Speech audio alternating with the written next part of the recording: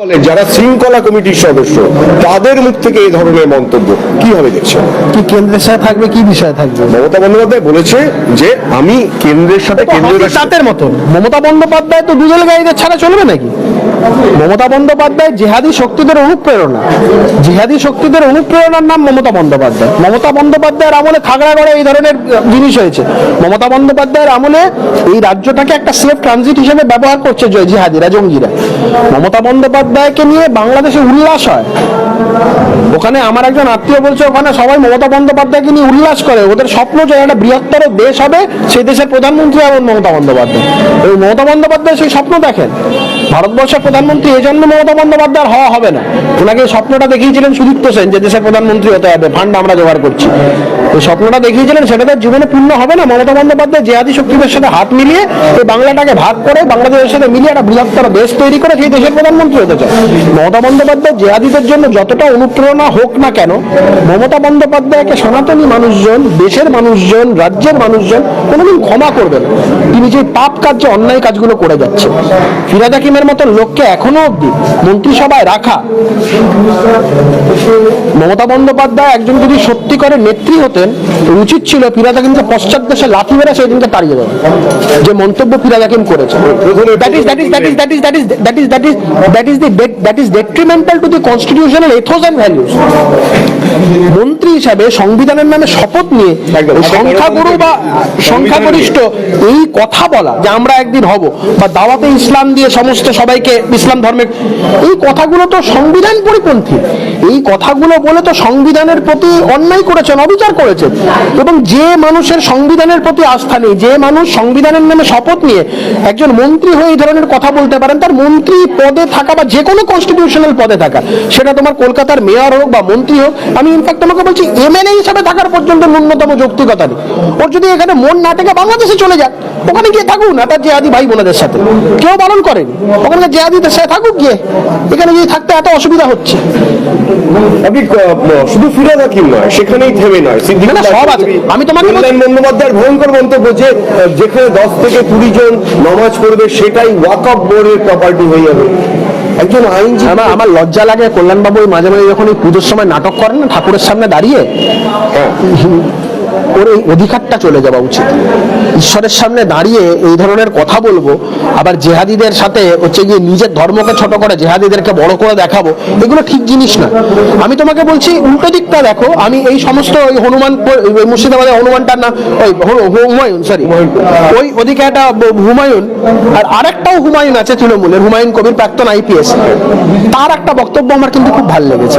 তিনি মুসলমানদের মধ্যে কোয়ালিটেটিভ প্রগ্রেশনের কথা বলেছেন। আমি এই কথাটাই খুব বিশ্বাস করি যে qualitative progression leads to quantitative progression, not that quantitative progression leads to qualitative progression. আমি এটা খুব বিশ্বাস করি। এবং আমার এই কথাটা আমি যখন ছোট এবং ছাত্র পরিষদ করতাম, প্রিয়রঞ্জন দাসমুন্সী, আমার এই কথাটা ওনারও খুব ভালো লেগেছিল। আমি এই কথাটা খুব বলতাম যে quantitative progression, qualitative progression leads to quantitative progression. এই কথাটাই কিন্তু হুমায়ুন কবির বলেছে যে একজন মুসলমান ধর্মের মানুষে আমরা চাইবো একজন বা দুজন তার প্রতি সমস্ত রিসোর্সটা ইনভেস্ট করে, আমরা চাইবো সে ডাক্তার হোক, ইঞ্জিনিয়ার হোক, কোয়ালিটিটা বাড়ুক। মুসলমান সমাজের একটা সমস্যা হয়ে গেছে, ধরো এই যে যারা বলছে আর ওরাও করে যাচ্ছে পাগলের মতন, 15টা 20টা 10টা 12টা করে বাচ্চা কাচ্চা জন্ম দিচ্ছে, সব গিয়ে আলটিমেটলি কোথাও গিয়ে, আমি কাউকে ছোট করছি না, কোনো প্রফেশনকে ছোট করছি না, রাস্তার ঠেলাওয়ালা, মুটেওয়ালা, কোথাও গিয়ে পকেট কাটছে, কোথাও গিয়ে খুন জখম করছে, কোথাও গিয়ে বোম মারছে, কোথাও বন্দুক গুলি করছে। আমি তোমাকে বলছি তুমি বেশি কিছু না, তুমি হাইকোর্টের কজ লিস্টটা তুলে দেখো একবার, যে ক্রিমিনাল মামলা যেগুলো হয় এই যে বেঞ্চে, যে বেল অ্যান্টিসিপেটরি বেলের বেঞ্চে 70 থেকে 80% নামই হচ্ছে মুসলমানদের না। ক্রিমিনাল অ্যাক্টিভিটিসদের মধ্যে মুসলমানদের সংখ্যা দিনকে দিন বাড়ছে। তার অন্যতম কারণটা কি? কারণ হচ্ছে তোমার এই কোয়ালিটির সেন্সটা না থাকার জন্য। আজকে যেই সমস্ত শিক্ষিত মুসলমান পরিবারের যাদের মধ্যে কোয়ালিটেটিভ সেন্সটা আছে, তারা কি তাদের বাড়ির বাচ্চাদের, তারা কি 10-15টা বাচ্চা করে কাউকে খুন করতে, কাউকে বন্দুক দিয়ে ঘুরে বেড়াতে, কাউকে বোম মারতে পাঠাচ্ছে? তারা একটা বা দুটো সন্তানের জন্ম জন্ম দিচ্ছে, ভালো স্কুলে পড়াচ্ছে, ভালো শিক্ষা দিচ্ছে, যারা আগামী প্রজন্ম তারা ভালোভাবে থাকতে পারে। হুমায়ুন কবির এই বক্তব্যটাকে আমরা স্বাগত জানাই, কিন্তু আবারই ওই দলেরই আরেকজন জিহাদি মানসিকতার মানুষ, সেটা হচ্ছে ফিরহাদ হাকিমের মতন লোক, এদেরকে উদ্দেশ্যে আমরা তিরস্কার করি এদের বক্তব্য। আমরা ওই হনুমানি আবার বলছি, আবার এই মুর্শিদাবাদের যে হুমায়ুন কবির, ওর বক্তব্যকেও তিরস্কার করি। আমরা বলছি যে এই যে concept regarding politics and religion, তারা যেভাবে এই বিষয়টাকে দুটোকে একাত্ম করে দিতে চাইছে এবং এটাকে নিয়ে যারা মারাত্মক কনস্পিরেসি করতে চাইছে, দেশ বিরোধী একটা কনস্পিরেসি করতে চাইছে, আমরা এদের বিরুদ্ধে। এই কনস্পিরেসির মধ্যে যদি কোনো বন্দ্যোপাধ্যায় থাকে, সেটা কল্যাণ বন্দ্যোপাধ্যায় হোক, মমতা বন্দ্যোপাধ্যায় থাকুক, আমরা তাদেরকেও জেহাদি শক্তি হিসাবেই আখ্যা দেবো। শুধুমাত্র মুসলমান হওয়ার কারণে ওদেরকে জেহাদি শক্তি বলবো, আর বন্দ্যোপাধ্যায় হওয়ার কারণে কল্যাণ বন্দ্যোপাধ্যায়, মমতা বন্দ্যোপাধ্যায়কে ছাড় দেবো, বিষয়টা এমন নয়। এরাও হচ্ছে জেহাদি শক্তির অনুপ্রেরণা যোগাচ্ছে, ইন্ধন যোগাচ্ছে। অবশ্যই দুধেল গাই বলে কথা নয়, দুধেল গাইদের ভরসাতেই তো টিকে আছে। আমি বলছি একই সাথে ফিরহাদ হাকিমের যে এই যে মন্তব্য, এই একই সময়ে কোথাও কি একে অপরের সাথে, এই তো ফিরহাদ হাকিম তো সংখ্যা গুরু হওয়ার কথা বলেছে, তার মধ্যে জঙ্গি জেহাদি সবাইকে নিয়ে বলেছে। ফিরহাদ হাকিম কিন্তু বলেনি যে যারা বদমাইশ গুন্ডা তাদেরকে না, সব যত আছে জেহাদি শক্তি এক জায়গায়, একদম এই জায়গা থেকে। এবং মমতা বন্দ্যোপাধ্যায় কিন্তু অনুপ্রেরণা।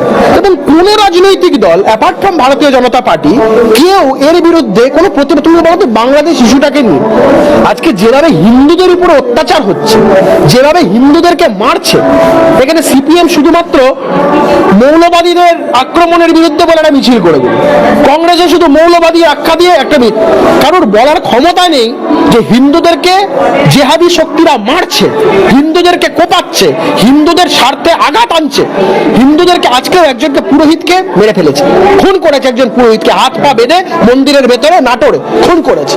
আমি বলছি এটা নিয়ে কটা মিছিল হয়েছে। আজকে প্যালেস্তাইনে বোম পড়ছে বলে এখানে সিপিএম, কংগ্রেস, তৃণমূল এখানে মিছিল করবে, বিশেষ করে সিপিএম। আর বাংলাদেশে এতগুলো হিন্দু ভাই বোন মরে যাচ্ছে, এতগুলো আমাদের সমস্ত ভাই বোনেরা মারা যাচ্ছে, এখানে কটা মিছিল হচ্ছে। আমি হিন্দুদের হয়ে কথা বললেই একমাত্র সাম্প্রদায়িক। তুমি মুসলমানদের হয়ে কথা বলো, তুমি সাম্প্রদায়িক নয়। তুমি খ্রিস্টানদের হয়ে কথা বলো, তুমি সাম্প্রদায়িক নয়। তুমি যেই মুহূর্তে হিন্দুদের হয়ে কথা বলবে, সেই তুমি হিন্দুদের হয়ে কথা বলার জন্য তুমি সাম্প্রদায়িক হয়ে যাবে। তুমি বাম কংগ্রেসের কথা বললে, আমি এখানে একটুখানি কোট করবো, কিছু যদি মনে না করো, আমি কথাটা বলতে বাধ্য হচ্ছি। তুমি তো এই কংগ্রেসেই ছিলাম তো, দলবদলু হয়ে। আমি ছিলাম তো, না আমি এই কংগ্রেসেই ছিলাম। আর আমি এই কংগ্রেসে থাকার সময় দেখেছি, আমি কংগ্রেসে থাকার সময় আমি দলের একজন অত্যন্ত গুরুত্বপূর্ণ নেতার সাথে কথা বলতাম এবং উনি এটা আক্ষেপ করতেন। আমি ওনাকে বলতাম, the strategy or the ideology of the Congress, সেটা তোমার সেন্ট্রিস্ট, কংগ্রেসের যে আইডিওলজিক্যাল পার্সপেক্টিভটা একটা সেন্ট্রিস্ট আইডিওলজির জায়গা, সেটা থেকে শিফট করে গিয়ে কংগ্রেস একটা কি বলবো তোমাকে, একটা অ্যাবসলিউট সোশ্যালিস্টিক অ্যাপ্রোচ নিচ্ছে তোমার ইকোনমিক্যাল জায়গা থেকে, আর হচ্ছে গিয়ে রিজিয়নাল পার্সপেক্টিভ থেকে সেকুলারিজমের জায়গা থেকে কংগ্রেস সরে যাচ্ছে। কংগ্রেস সেকুলারিজমের জায়গায় সরে গিয়ে কংগ্রেস কেন একটা মুসলিম লীগের মতন লাগছে। কংগ্রেস কেন মুসলিম লীগ, এবং কংগ্রেস ছাড়ার অন্যতম প্রধান কারণ হচ্ছে, যেটা এই রাজ্যে সবাই জানে, আমি তৃণমূলের সাথে তৃণমূলের এই কংগ্রেসের এই যে সক্ষতা আমি সহ্য করিনি, করবো না। দিল্লিতে আমার এখানে মার খাবে, আর দিল্লি থেকে রাহুল গান্ধী, সোনিয়া গান্ধী, মমতা বন্দ্যোপাধ্যায়ের পিঠ চাপড়াবে, ওটা হতে পারে না। আবার তোমাকে বলছি, কংগ্রেস নিজের আইডিওলজি থেকে সরে গেছে। কংগ্রেসের যে মূল যে আইডিওলজির জায়গাগুলো, সে আইডিওলজি থেকে কংগ্রেস সরে গেছে। কংগ্রেস তৃণমূলের মতন বা সিপিএম এর মতন সম্পূর্ণভাবে মুসলমান তোষণের রাজনীতির দিকে নেমে গেছে, এটা তো কাম্য নয়। কংগ্রেসের আমলে আমরা পিভি নরসিংহ রাওকেও দেখেছি, যখন বাবরি মসজিদ ধ্বংস হয়েছিল বা বাবরি মসজিদকে তখন ভাঙা হয়েছিল, পিভি নরসিংহ রাও মনে রাখতে হবে দেশের প্রধানমন্ত্রী ছিল। বা রাম মন্দিরের যখন তালা খোলা হয়েছিল, তালাটা কিন্তু খুলেছিলেন রাজীব গান্ধী তৎকালীন সময়। তো আমি বলছি, কংগ্রেস কেন শুধুমাত্র সংখ্যা মুসলমানদের হয়ে কথা বলবে, কেন শুধুমাত্র ওদের হয়ে কথা বলতে যাবে? হিন্দুদের হয়ে কথা বলতে গেলে সাম্প্রদায়িক হতে হবে, বা হিন্দুদের হয়ে কথা বলতে গেলেই বিজেপি হতে হবে, এই আখ্যাটা ঠিক না। আমি এই জায়গায় কোট করে আর একটা প্রশ্ন করবো, খারাপ মনে করবে না। শাসক দল থেকে একটা কথা বলা হয় যে তুমি কংগ্রেস থেকে বিজেপিতে এসছো পরিবর্তনের একটা আশা নিয়ে, কৌস্তব বাগচির মাথায় চুল গজাবে না, আর পরিবর্তনটাও হবে না। আমি তো সিপিএম এর বালিশ ছাটা নেতার মতন শুধু রাজ্যসভার টিকিট পাওয়ার জন্য আমি এই ধরনের মন্তব্য ও কথা ছাড়া জেল ফেরত আসে, আমি ওকে কি বলবো? তুমি আমি মোটামুটি 4 চাকা গাড়ি চড়ি, ও মোটামুটি 8 চাকা পিজন ভ্যান চড়ে, তো ওর কথায় তুমি কি বলবে, আমি আর কি বলবো? সমস্যাটা হচ্ছে আমি আমার রাজনৈতিক পার্সপেক্টিভের জায়গা থেকে একটা কথাই খুব স্পষ্ট, আমি কোনো বালিশ চাটা নেতার মতন রাজ্যসভার টিকিট পাবো বলে তৃণমূল কংগ্রেসে যাইনি। আমি বিরোধী রাজনৈতিক দলই আছি এটা জেনে যে বিরোধী রাজনৈতিক দল করলে কংগ্রেসের থেকে আমাকে বেশি অত্যাচারিত হতে হবে, নিপীড়িত হতে হবে, আক্রান্ত হতে হবে। তারপরে আমি বিরোধী রাজনৈতিক দলটাই করছি, কারণ আমার প্রধান লক্ষ্য মমতা বন্দ্যোপাধ্যায় এবং তৃণমূল সরকারকে রাজ্য থেকে উৎখাত করা।